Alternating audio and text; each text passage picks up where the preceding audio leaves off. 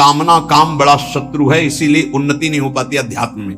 और जो संसार में, उनको तो पता ही नहीं कि मैं पाप कर रहा हूं, वो और खुश होते हैं कि आज हमने ये भोग लिया, आज हमने ये छल कर लिया, आज हमने ये कपट कर लिया। कामना से कर्म होते हैं, कामना जितनी बढ़ती जाती है पाप कर्म उतना ही बढ़ते जाते हैं।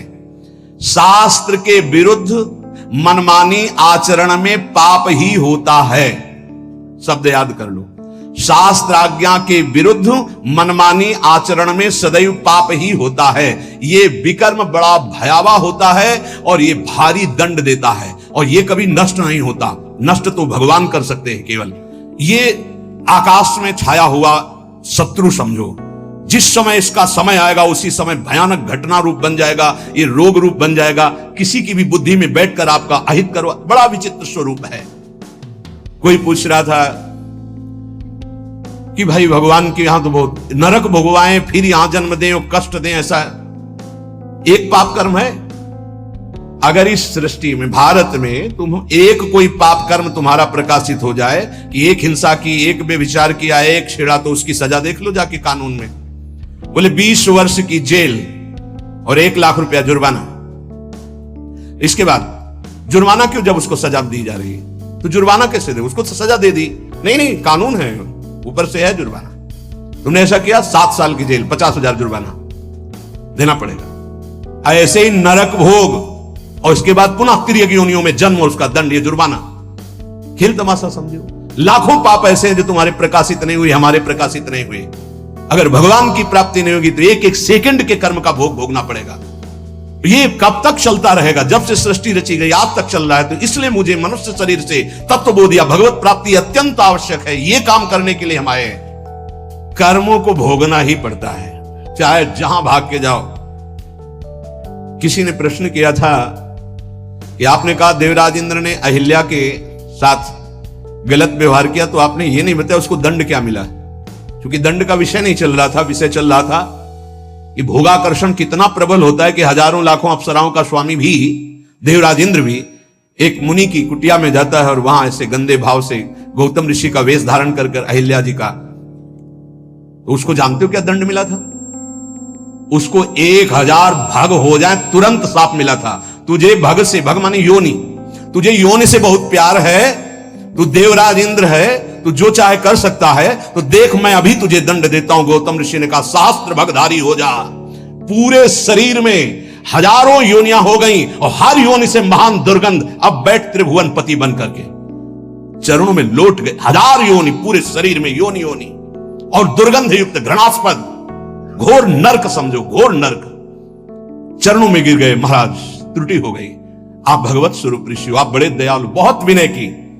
तब का भोग तब तक जब तक भगवान रामावतार में नहीं आते। जब श्री राम अवतार लेंगे तो उनके दर्शन के लिए ब्रह्मादि सब देवता उपस्थित होंगे, तू भी उपस्थित होगा, तब यही भग 1000 नेत्र रूप में परिणित हो जाएंगे। ये दंड मिला था। तो जानते हो सिंहासन में बैठने से शर्म आती थी और महल में रहते थे अमरावतीपुरी में, निकलना मुश्किल था क्योंकि 1000 भग खुला उनके शरीर में बने हुए थे। कर्मणों गहनो गति, गहन है कर्म की गति, भोगना पड़ेगा।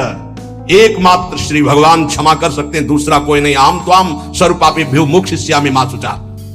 कामना जब उपासक के अंदर होती है तो ना चाहते हुए भी उससे पाप कर्म हो जाता है। विकर्म से बचना है तो काम, कामना, वासना मन ते अति कर दूर। राधा राधा राधा, पर है बहुत कठिन, बहुत कठिन है। कामना के त्याग के बिना ये निषिद्ध कर्म, पाप कर्म, विकर्म, इससे बचा नहीं जा सकता। गहनो कर्मणो गति, कर्म की बड़ी गहन गति है।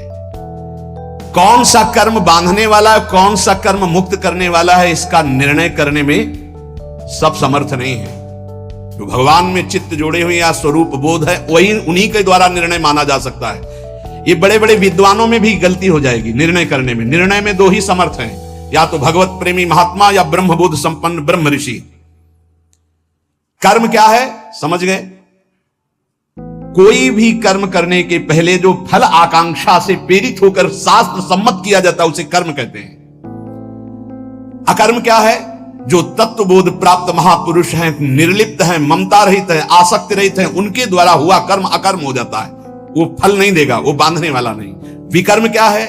जो कामना बढ़ी हुई मनमानी पापाचरण है उसे विकर्म कहते हैं, और ये बहुत भयावह है, ये दुर्गति का कारण है। इसी से नाना प्रकार के दुख भोगने पड़ते हैं। श्री भगवान कह रहे हैं जो कामना से कर्म होते हैं वो कामना अधिक बढ़ जाने पर केवल पाप होने लगते हैं। जैसे धन की कामना से कर्म शुरू होते हैं, फिर धन की जब ज्यादा इच्छा हो जाती है तो बेईमानी, चोरी, हिंसा, छल कपट, इसके करने में कोई भय नहीं रह जाता। अकर्म हमारे कर्म हो जाए ये बहुत जरूरी है।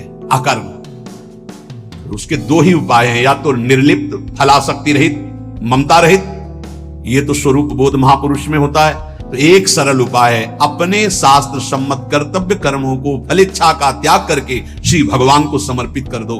राधा राधा जपो, नहीं बहुत यहां जो भी करोगे उसका दंड मिलेगा। महाप्रभु हरिवंश चंद्र जी कहते हैं, जैसी हरिवंश नरक गति दुर्भर, यम द्वारे कटियत नक छीके।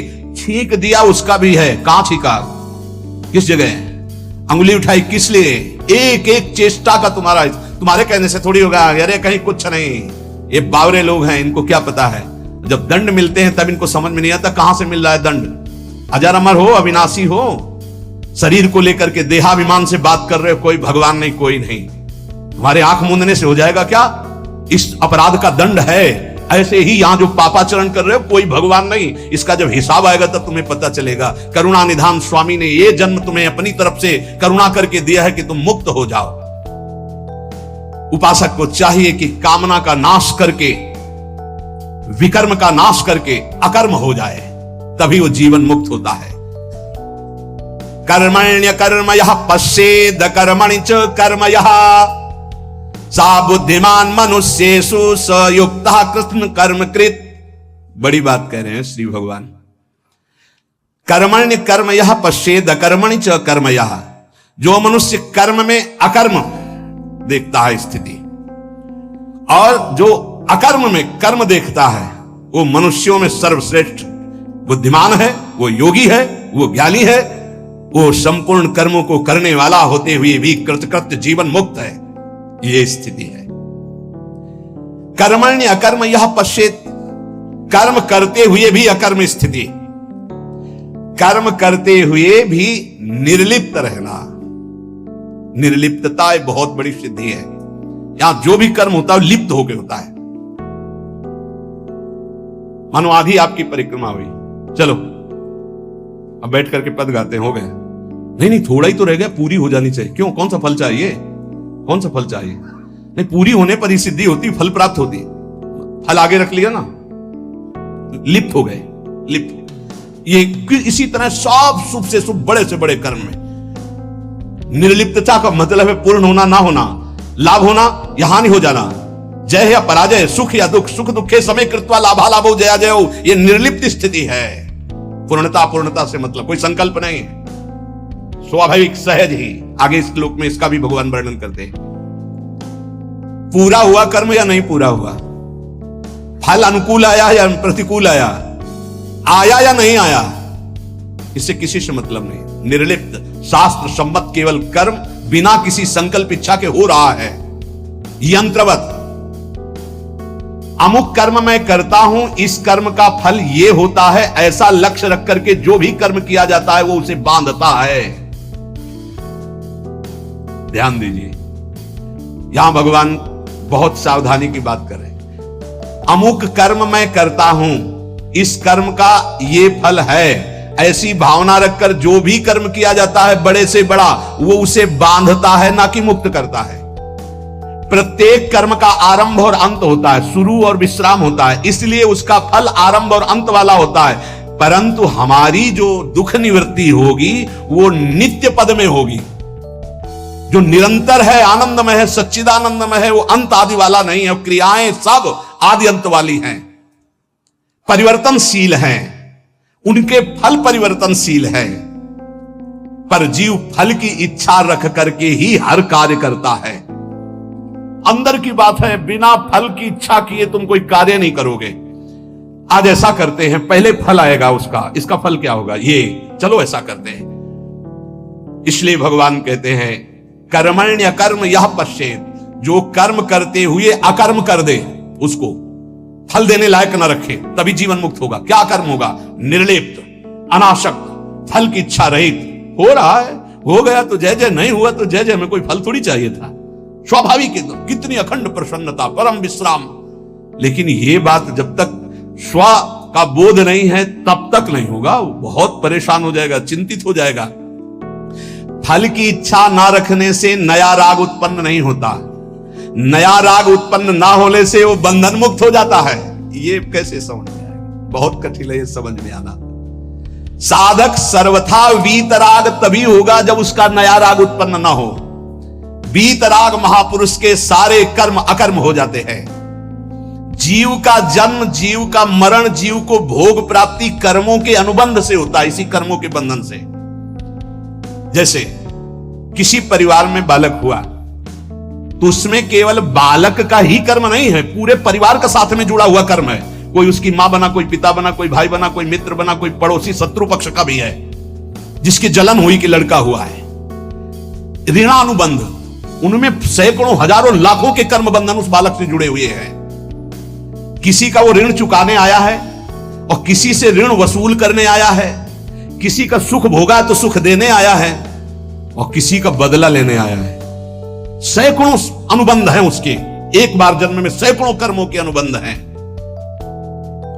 अनेक जन्मों में अनेक लोगों से किया हुआ कर्म उसको भोगना होता है। ये लेन देन का, दुख सुख का, जन्म मरण का व्यापार बहुत समय से चलता आ रहा है। इसको बंद करने का अवसर आ गया है। जन्म मरण से छुटकारा मिलने के लिए हमको मानव देव सत्संग मिला है। इसको बंद करने का उपाय है आगे के लिए कर्जा लेना नहीं, और जिनको कर्जा दे दिए हैं उनका माफ कर दें या वापस ले ले, दुकान बंद करें, चले।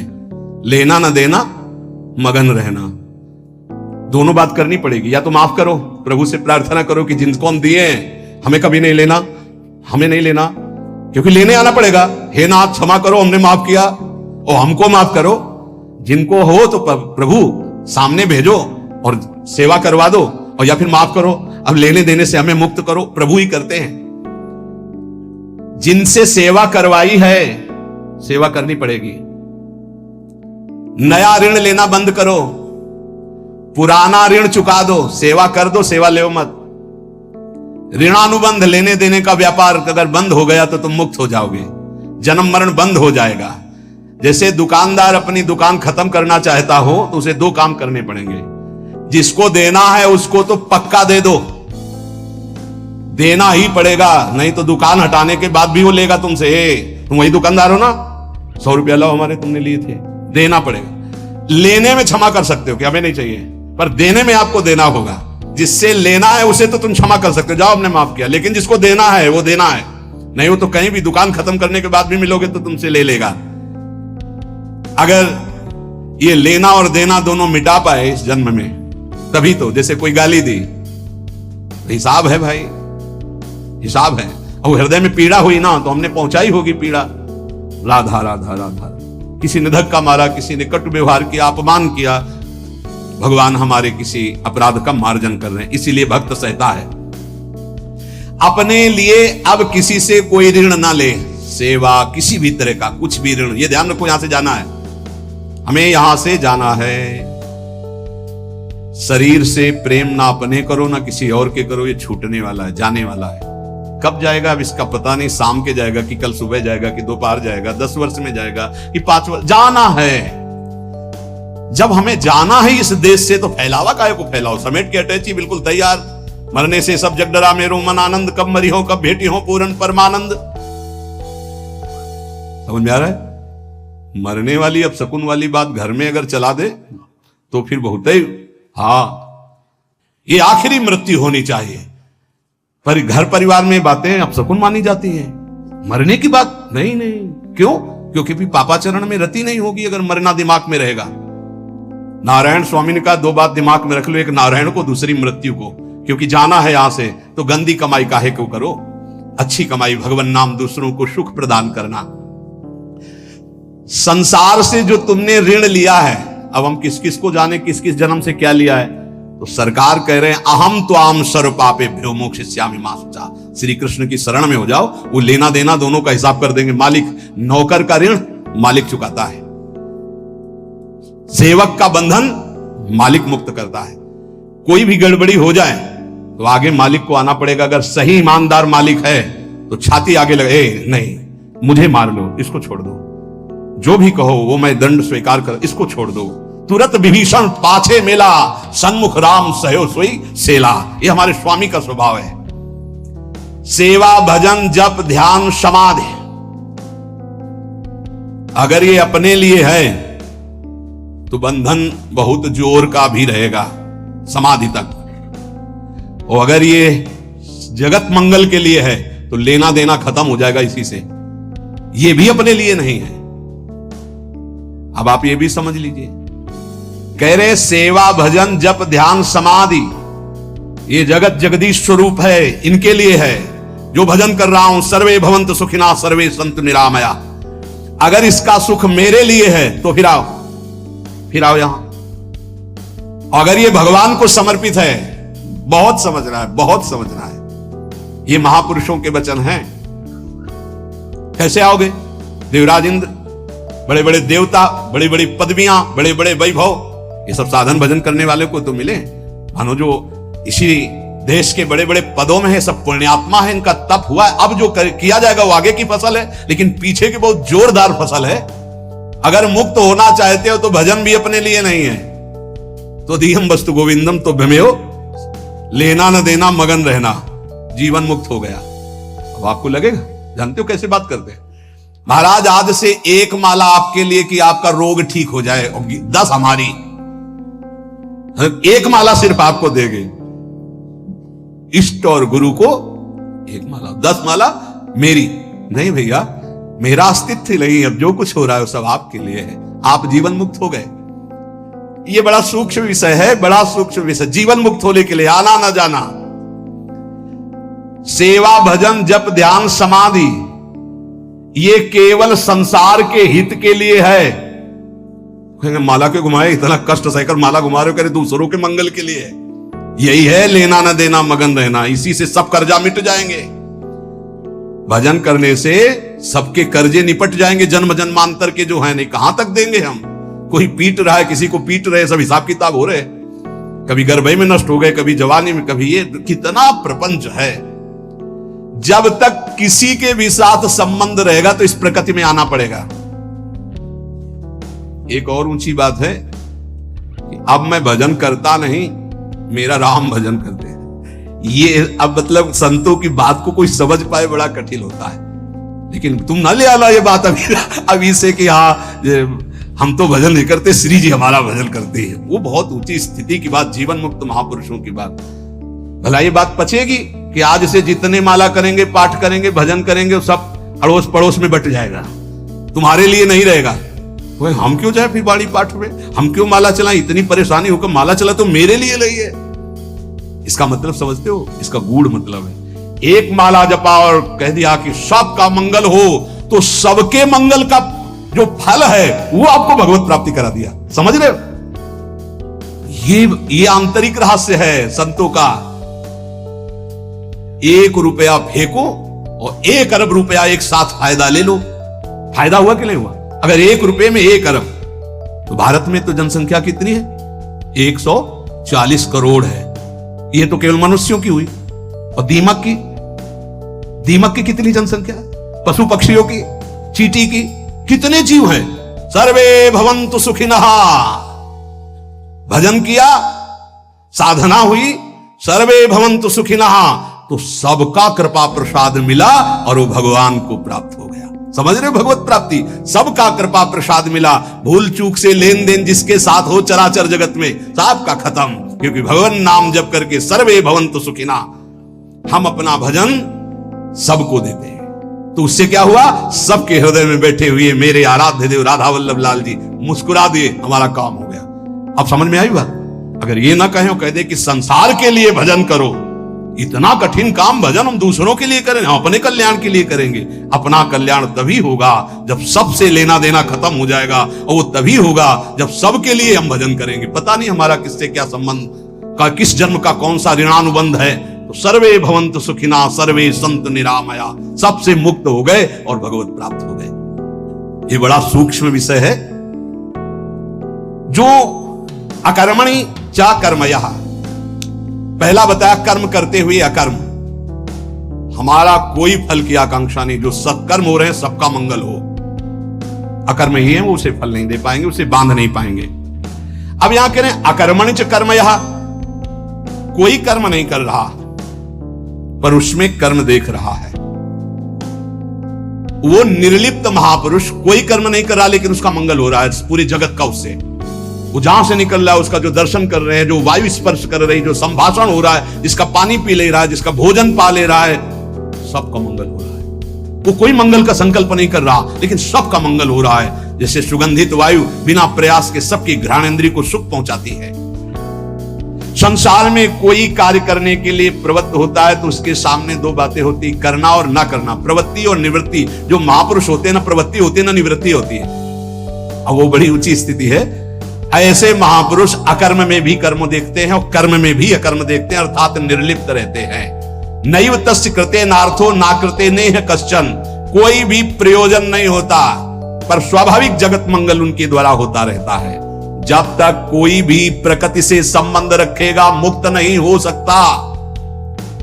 ये सब प्रकृति है, स्थूल सूक्ष्म कारण, तीनों लोग, चराचर जगत। ऊब गए होगे सुन के। अब देखो जरा विचार, आश्रय कितना मीठा है ना। ये है कठिनता, तभी कहा गया मुक्त होना कोई खिलवाड़ है, पर एक सांकरी गली है, आ जाओ, बिल्कुल नजदीक है हमारे भाई श्यामाजू को राज, वो सब ठीक कर देंगे। बहुत करुणामयी है लाडली जो। जरा सा जहां मुस्कुराकर प्रीतम की तरफ देखा, कहा आने दो, पास हो जाएंगे।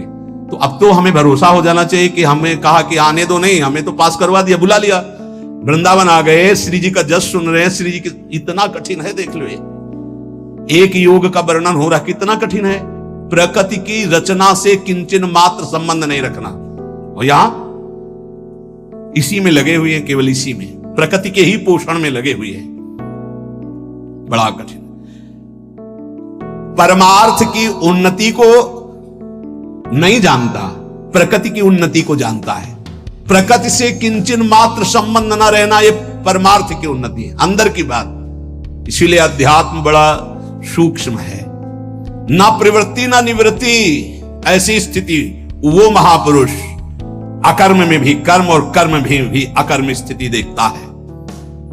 चलना फिरना, खाना पीना, स्थूल शरीर की क्रियाएं, एकांत में रहना, चिंतन करना, ध्यान लगाना, सूक्ष्म शरीर की क्रियाएं, और समाधि लगाना, कारण शरीर की क्रियाएं, ये तीनों क्रियाएं मेरी नहीं है, निर्लिप्त।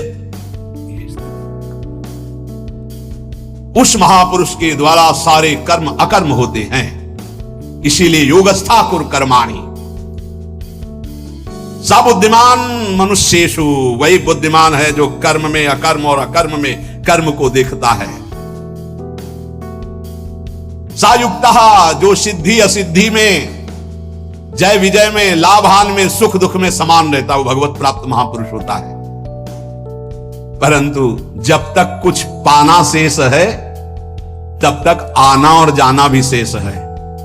शब्द ध्यान कीजिए, जब तक कुछ पाना शेष है तब तक आना और जाना शेष है, और जब कुछ पाने की इच्छा नहीं रखती है अंदर वृत्ति कोई बुद्धि, तो वो जीवन मुक्त अवस्था को प्राप्त होती है। नाशवान शरीर से संबंध रखने वाला पाने की इच्छा रखता ही है। जब शरीर संबंध छूट जाता है तब परमात्मा की प्राप्ति होती है। करना, जानना और पाना, ये तीनों बातें सिद्ध पुरुष में नहीं होती। करना, जानना और पाना, ये तीन बातें सिद्ध पुरुष में नहीं होती, उसे ही जीवन मुक्त महापुरुष होता। ना कुछ करना बाकी है, ना कुछ जानना बाकी है, ना कुछ पाना बाकी है, वो इस अशुभ संसार से मुक्त हो जाता है।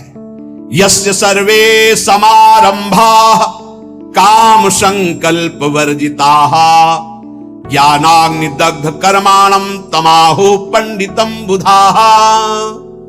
भगवान इस श्लोक में वर्णन करते हैं कि जिसका बिना किसी संकल्प के, कामना के, बिना किसी कामना के संपूर्ण कर्म हो रहे, वो कर्म ज्ञान रूपी अग्नि में जलकर भस्म हो जाते हैं, वही जीवन मुक्त, वही पंडित, वही बुद्धिमान। तो एक ज्ञान अग्नि है और एक प्रेमाग्नि है। तो अगर ज्ञान समझ में ना आ रहा हो तो बस इतना समझ लो कि हर कर्म भगवान को अर्पित कर दोगे, वो तुम्हें बांध नहीं पाएगा। बड़ी चतुरता की बात है, पर माया भुला देगी, अर्पण करवाना भुला देगी। इसलिए सबसे प्रार्थना है कि प्रातः से लेकर शयन तक जो भी आपसे कर्म हो, पहले निरीक्षण करो, इसमें गंदी बात, गंदी सोच, गंदी क्रिया कौन सी हुई, और उसको डायरी में लिखो कि ये शास्त्र विरुद्ध बात हमसे हुई, जीवन में हमसे ना हो। भगवान से प्रार्थना करो, ऐसी हिम्मत बनाओ, उससे अलग निकलो, और जो पवित्र आचरण हुए वो भगवान को समर्पित कर दो। धीरे धीरे आपके अपवित्र भाव नष्ट हो जाएंगे, फिर पवित्र भाव श्री भगवान में स्थित हो जाएगा और जीवन मुक्त हो जाए। बहुत सरल उपाय है और शास्त्र सम्मत है। हर कर्म भगवान को समर्पित कर। एक स्थिति आती है जब स्वयं समर्पित हो जाता है तो कर्म समर्पण पूर्ण हो जाता है। फिर वहां नहीं होता श्री कृष्णार्पणम मस्तु, राधा वल्लभ अर्पणम मस्तु, ये सब खत्म हो जाता है। पर प्रारंभ में सिद्ध बनने की चेष्टा ना करें। अगर भूल हो जाए तो हम कह रहे हैं प्रातः से लेकर रात्रि को जब शयन करो तब पूरा का पूरा जोड़ करके, हे प्रभु सुबह से उठे से शाम तक अभी तक ये सब हुआ, आपके चरणों में अर्पित है नाथ, आप मुझे बंधन मुक्त करके अपने चरणों का प्रेम प्रदान करो, अपने चरणों का आश्रय प्रदान करो। ऐसा करने से ये जो बड़ा सुंदर विवेचन है, पर ये समझ पाना बड़ा कठिन है,